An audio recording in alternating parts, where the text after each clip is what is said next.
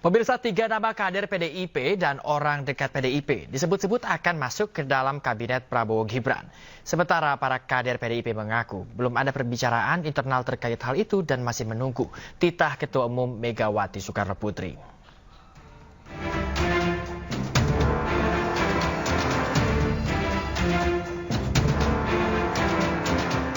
Para kader PDI Perjuangan mengaku menunggu instruksi dari Ketua Umum mereka, Megawati Soekarno Putri, terkait peluang untuk masuk ke kabinet pemerintahan Prabowo Subianto, Gibran Rakabuming Raka. Ada 3 nama kader dan orang dekat PDIP yang digadang-gadang akan masuk ke dalam kabinet Prabowo Subianto, yaitu Abdullah Azwar Anas, yang saat ini menjabat Menteri Pendayagunaan Aparatur Negara dan Reformasi Birokrasi, Oli Dondo Kambe, yang kini menjabat sebagai Gubernur Sulawesi Utara, dan Kepala Badan Intelijen Negara, Budi Gunawan. Ketua DPP PDI Perjuangan Puan Maharani tak menanggapi informasi ini. Ia hanya menjawab insya Allah, semua akan terjawab saat pertemuan Prabowo dan Ketua Umum PDI Perjuangan Megawati Soekarno Putri terlaksana. Ditanya wartawan kapan, Puan hanya menjawab secepatnya. Insya Allah. Insya Allah, tunggu aja. Ya. Semuanya udah dapat secepatnya. Ya. Nanti diberitahu secepatnya. Insya Allah. Sementara itu, Ketua Harian DPP Partai Gerindra, Sufmi Dasko Ahmad, mengaku belum mendengar kalau kader PDI Perjuangan akan bergabung ke Kabinet Prabowo.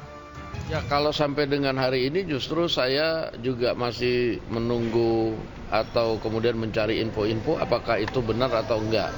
Karena ini memang dari kemarin agak rame media yang tanya. Nah, saya belum sempat ketemu Pak Prabowo, mungkin nanti sore saya ketemu, saya akan tanyakan itu. Demikian. Tapi sebelumnya sudah ada pertemuan belum begitu? Dengan elit PDIP itu sendiri? Belum pernah. Belum ada? Belum ada. Yang pasti, kebenaran informasi ini akan semakin jelas saat pertemuan Megawati Soekarno Putri dan Prabowo Subianto terlaksana. Pertemuan keduanya dijadwalkan sebelum pelantikan Presiden terpilih berlangsung. Tim Liputan iNews melaporkan. Pertemuan Presiden terpilih Prabowo Subianto dan Presiden kelima Republik Indonesia Megawati Soekarno Putri akan segera terwujud. Yang menarik, ada permintaan khusus dari Prabowo Subianto, yaitu adalah ingin dihidangkan nasi goreng buatan Megawati dalam pertemuan tersebut. Pertemuan dengan Bu Mega mungkin, Insya Allah. Sebelum pelantikan ya Pak ya? Sebelum pelantikan. Mudah-mudahan sebelum pelantikan. Persiapannya gimana Pak? Persiapannya bagus. Itulah keterangan dari Presiden terpilih Prabowo Subianto saat ditanya kapan bertemu dengan Ketua Umum PDI Perjuangan Megawati Soekarno Putri. Sementara itu, Immanuel Ebenezer, Ketua Prabowo dan Jokowi Mania, menyatakan pertemuan Prabowo Megawati tinggal menunggu waktu. Dipastikan Prabowo yang akan mendatangi Megawati sebagai adik dan memberikan satu syarat menarik, yakni Prabowo meminta nasi goreng buatan Megawati. Kemungkinan besar Prabowo akan mendatangi Bu Mega. Akan mendatangi, berarti tidak tutup kemungkinan di Teguh Umar? Nggak ada istilah tempat netral. Dia akan menghormati, dia datang ke tempat Bu Mega. Itu confirm ya? Pak Prabowo mengatakan sendiri? Ya, dia menyampaikan, saya datang ke rumah Bu Mega. Loh kenapa? Loh enggak, ini kakak saya. Apa masalahnya? Ada satu permintaan Pak Prabowo yang harus diikuti Bu Mega dan itu menjadi syarat. Apa itu? Bikin nasi goreng. Karena pertemuan terakhir bikin nasi goreng ya? Itu kenangan yang paling luar biasa yang ada di benaknya Pak Prabowo soal nasi goreng. Bu Mega ini kan tahu selera adiknya. Dan adiknya selalu menuntut itu. Mbak, bikinin aku nasi goreng.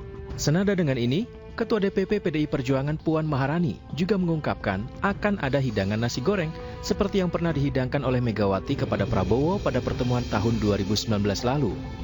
Masih dipikirkan, tapi waktu itu Ibu Mega yang memasak dan Pak Prabowo sangat menyukai. Jadi mungkin juga menu nasi goreng akan ada lagi. Tapi di Teguh Umar dong?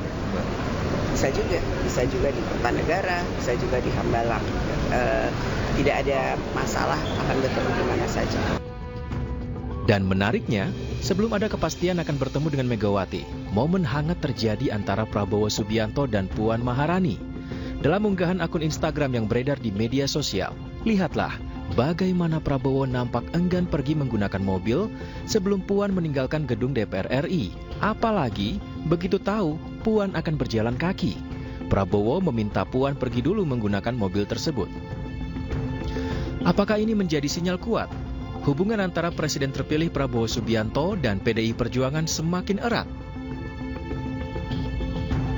Dan untuk mengetahui situasi terkini dari kawasan Monas, Jakarta pada puncak perayaan HUT ke-79 TNI, sudah ada rekan Chamar Haenda. Ya, selamat sore Chamar, seperti apa kemeriahan acara hiburan rakyat pada HUT ke-79 TNI sore ini? Baik. Selamat sore dan menjelang malam untuk Diana dan juga pemirsa. Betul sekali, saat ini saya masih berada di Silang Monas, Jakarta Pusat. Dan tentu saja seperti yang Anda sampaikan bahwasanya hari ini merupakan puncak perayaan dari hari ulang tahun TNI ke-79. Dan kita melihat di sini bisa Anda lihat di belakang saya memang masyarakat masih ramai untuk berada di Monas karena masih menunggu untuk gelaran ataupun juga hiburan selanjutnya. Nah, bisa dilihat ini terdapat sebuah panggung besar yang seperti tadi disampaikan berbentuk seperti diorama dan juga miniatur dari Istana Garuda IKN Nusantara.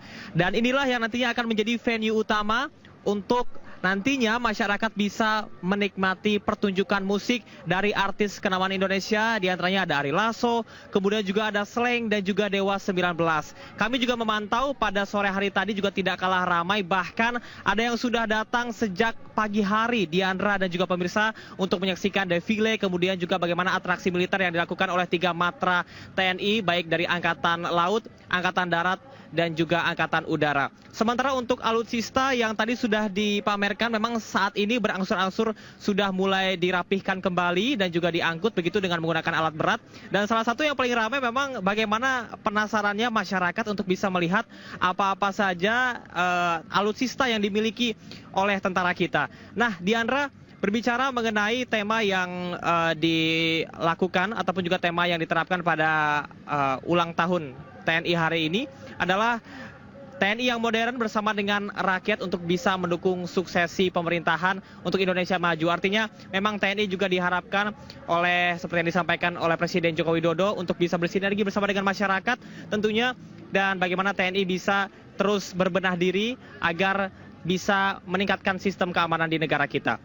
Kemudian Diandra, untuk acara ini tentunya akan dimulai pada pukul 7.30 malam dan akan berakhir pada pukul 23.00 waktu Indonesia Barat atau pada pukul 11. Sehingga memang diharapkan bagi masyarakat yang berada di sekitaran Monas mungkin bisa memilih jalur alternatif lain, karena sampai dengan sekarang bisa saya sampaikan bahwa untuk jalan Medan Merdeka Barat, Medan Merdeka Selatan, Medan Merdeka Timur ini masih terpantau padat dan dilakukannya sejumlah penutupan jalan yang dilakukan secara situasional. Dan Diandra, kembali mengingatkan bahwa bagi masyarakat yang hendak datang ke Monas untuk bisa memarkirkan kendaraannya tidak di Monas karena tidak disediakan untuk kantung-kantung parkir. Namun Anda bisa memarkirkan kendaraan Anda di sekitaran wilayah Monas. Ini sekitar berjalan 5 menit dari kawasan Silang Monas. Sementara untuk informasi yang dapat kami sampaikan adalah berkaitan dengan nantinya akan ada pertunjukan musik yang sekali lagi bisa dinikmati secara gratis oleh seluruh masyarakat yang hadir pada malam hari ini. Diandra. Baik, seru sekali kelihatannya di sana Chamar. Terima kasih atas laporan Anda. Selamat kembali bertugas. Pemirsa, kita beralih ke informasi selanjutnya. Setelah sukses dalam lomba lari maraton di tahun pertamanya, PLN kembali menyelenggarakan PLN Electric Run tahun ini. Dalam event kedua ini, PLN mengajak ribuan peserta untuk bersama-sama dalam mengurangi emisi karbon dari kendaraan berbahan bakar minyak. PT PLN bekerjasama dengan PB Pasi dan salah satu harian surat kabar akan kembali menyelenggarakan PLN Electric Run untuk yang kedua kalinya pada tahun 2024 ini. Lomba lari maraton ini rencananya akan berlangsung pada hari Minggu 6 Oktober besok di kawasan Gading Serpong, Tangerang Selatan. Dalam konferensi persnya, EVP Komunikasi Korporat PT PLN, Gregorius Adi Trianto menjelaskan bahwa PLN Electric Run tahun ini berbeda dengan tahun pertamanya. Pada tahun ini, PT PLN mengusung tema Power Up Togetherness untuk memberikan dampak positif dan menyebarkan spirit ramah lingkungan dengan mengajak 6.000 peserta untuk bersama dalam mengurangi emisi karbon. Tidak hanya itu, PT PLN juga akan menggunakan generator hidrogen yang merupakan bahan bakar ramah lingkungan dengan konsep green bebas emisi yang menjadi event pertama di Indonesia. Dan yang membedakan kali ini, kita akan mencoba mengenalkan konsep memang betul-betul event yang bebas emisi, zero emission. Karena apa? Seluruh penggunaan energi listrik yang nanti akan kita gunakan dalam acara itu di hari Minggu besok tanggal 6 Oktober, itu kita akan gunakan generator yang berbahan bakar hidrogen. Pada edisi kali ini, PLN Electric Run 2024 terbagi menjadi 3 kategori jarak lomba, di antaranya 5 km race, 10 km race, dan half marathon, yang diikuti oleh peserta umum dan sejumlah atlet nasional. Ya, kita tetap berlatih, tetap recovery run ataupun jogging ringan untuk mempersiapkan event ini, yang dimana kita harapkan untuk memecahkan rekor di Indonesia ini mungkin agak susah ya, mengingat cuaca yang sangat kurang membaik di sini untuk berekor, dan apalagi nggak jauh-jauh dari rekor sih. PLN juga menyiapkan sejumlah hadiah fantastis nilai total ratusan juta rupiah. Dari Jakarta, Muharlin Rizky Julianto, iNews melaporkan.